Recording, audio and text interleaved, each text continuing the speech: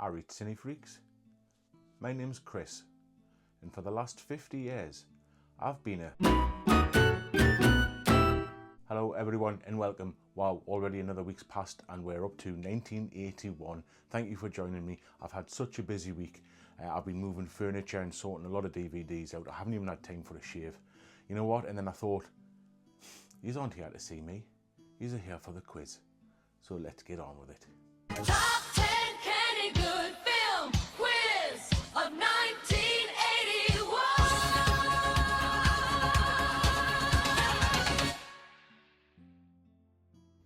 Right, the rules are simple. Guess the film from the 3 clues I'm about to give you before I reveal the answer. If you guess the film from the first clue, you get 4 points. The second clue, 2 points. And if you guess the film on the last clue, it's 1 point. Ready? Let's go.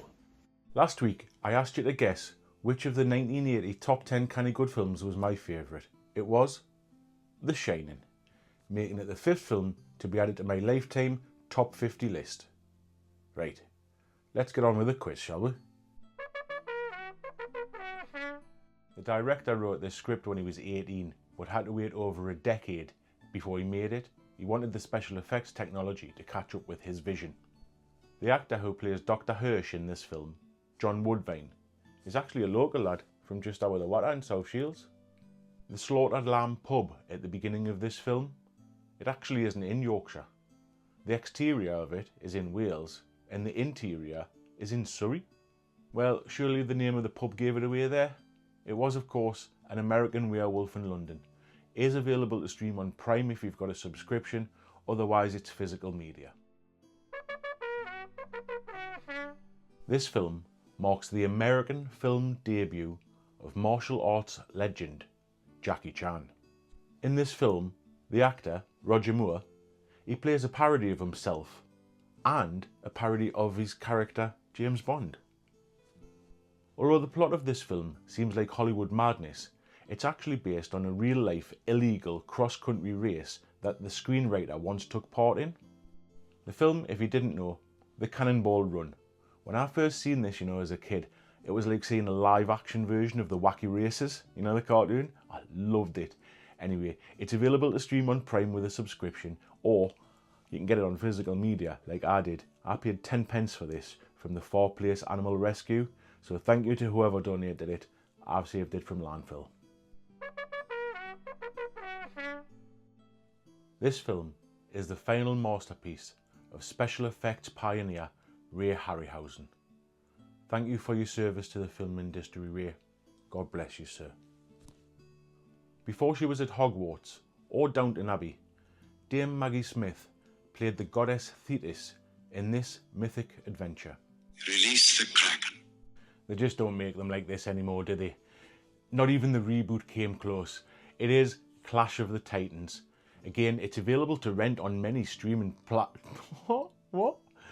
Get yourself down the charity shop, you'll be able to find it for a bargain price. I'm going to, and it's going on my list. You just made the list!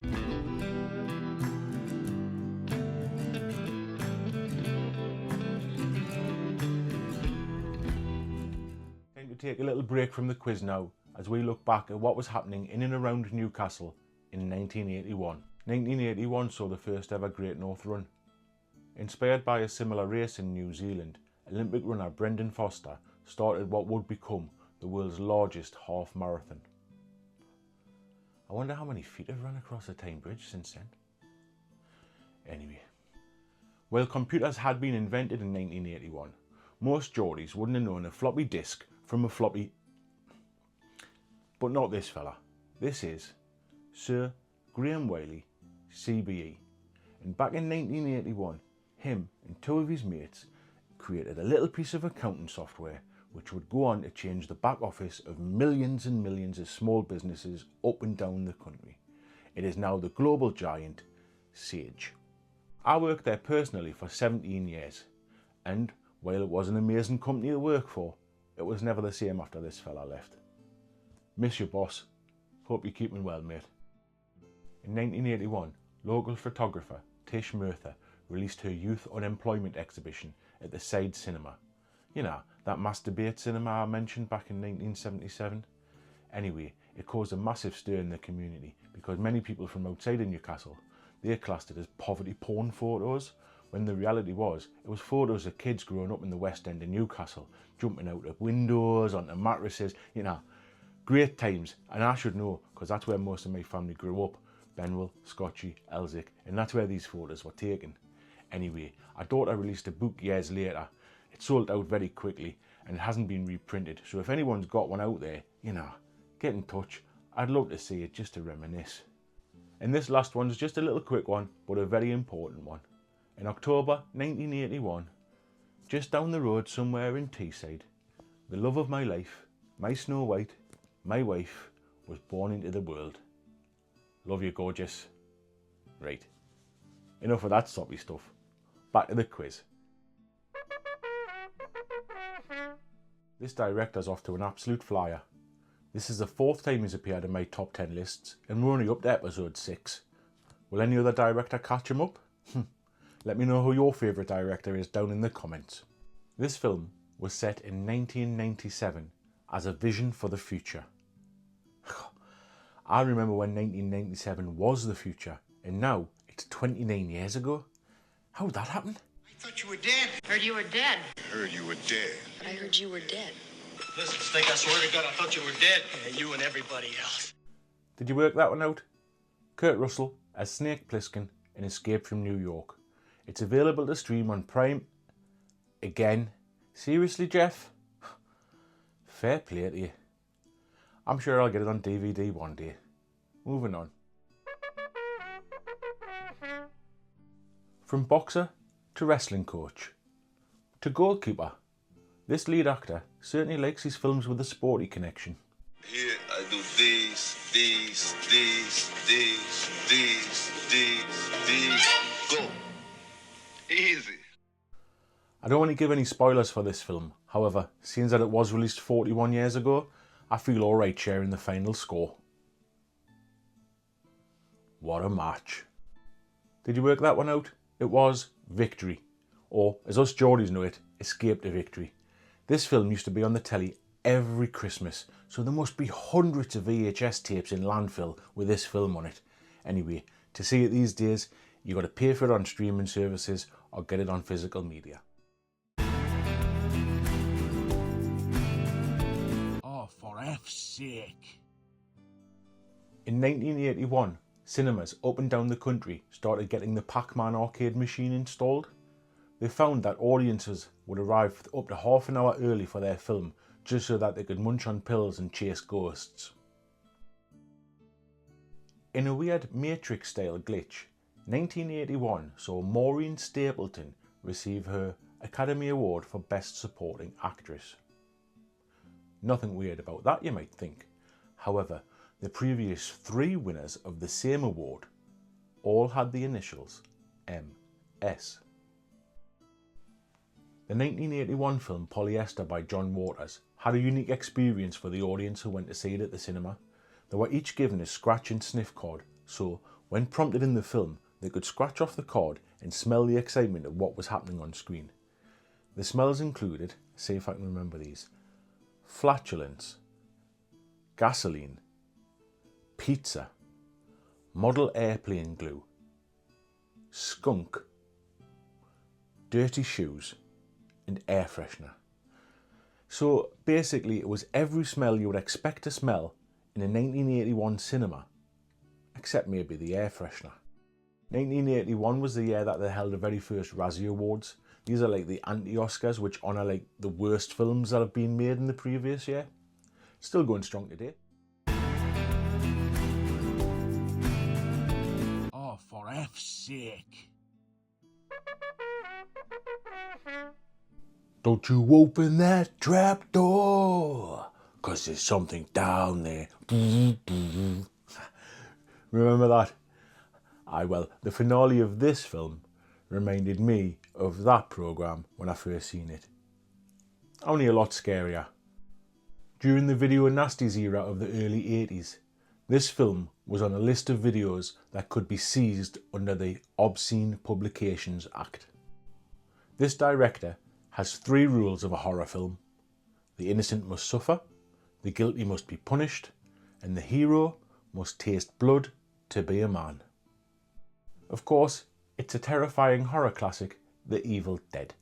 It is available to stream on certain services, but you have to pay for it, or you can get it from a charity shop on physical media. I'd do that if I was you, before someone decides it's too obscene again.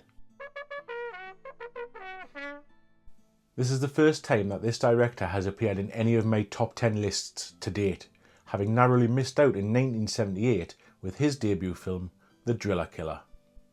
Unlike I Spit on Your Grave and The Hills of Eyes, this film shows the brutal and raw reflection of society, and that true monsters aren't just disfigured inbreds, but can be real people sitting in positions of power.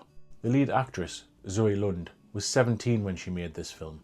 However, rather than it being her big break, she didn't actually get to see a single line of script in the entire film. The film, if you don't know it, is Ms. 45 by Abel Ferrara. Now, it is available to rent online, but you don't want to rent it, you want to own it. So you want to get down to the charity shops and look for it, because this one is going on my list. You just made the list!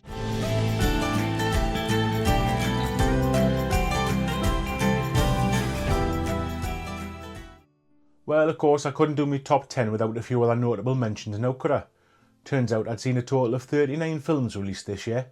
Here's a few of them that are worth a watch, but didn't quite make me top 10. Anyway, 3 films to go. How's your points total doing? Former wrestler and iconic bricklayer, Bomber Pat Roach, gets a bit carried away in this film and loses his head. The original casting choice for this iconic lead role was Quigley Down Under star Tom Selleck. Can you imagine? In June 2021, the lead actor of this film was spotted in a pub, the Ship's Cat, in North Shields. That's only about 3 miles away from here. Of course, this film was going to make me top 10. It's Raiders of the Lost Ark. It is available to stream for free at the moment on ITVX with adverts, but if you don't want the adverts and you want to own it forever, get it on physical media. The antagonist in this film is played by Michael Ironside and is one of the most terrifying villains of 80s cinema. One look from him and you feel like your brain's going to pop. This film is the 4th film in my top 10 list to date that features the ability of telekinesis. Or I think it is. The most famous scene in this film involves a head literally exploding on camera. To get this shot, the effects team created a plaster head, filled it with leftover burgers and rabbit livers, and then blasted it from behind with a 12-gauge shotgun. This film literally blows you away. It's David Cronenberg's Scanners, available to stream on Prime with a subscription. However, you need to own this piece of cinema, you really do, and I don't at the moment, so this one is going on my list. Following on from The Long Good Friday in 1980, this former British production company, Handmade Films, make another appearance in my top 10 with this film. This film is known to be the first film in this director's trilogy of imagination. When casting for this film, they wanted one of the characters to look exactly like the actor Sean Connery, so they asked him if he'd do it, and he said yes. Well, the film to round off 1981 is Time Bandits. It's available to rent or buy online, but come on, your charity shops would appreciate your money more, so get down there, see if they've got it on DVD for less than £1. Well, that's me done with 1981. How are you doing in the quiz so far? Was your favourite film in my top 10? Let us know in the comments down below, and while you're there, take a guess as to what you think my favourite was from those 10, and I'll let you know next week. Till then, go on, Canny.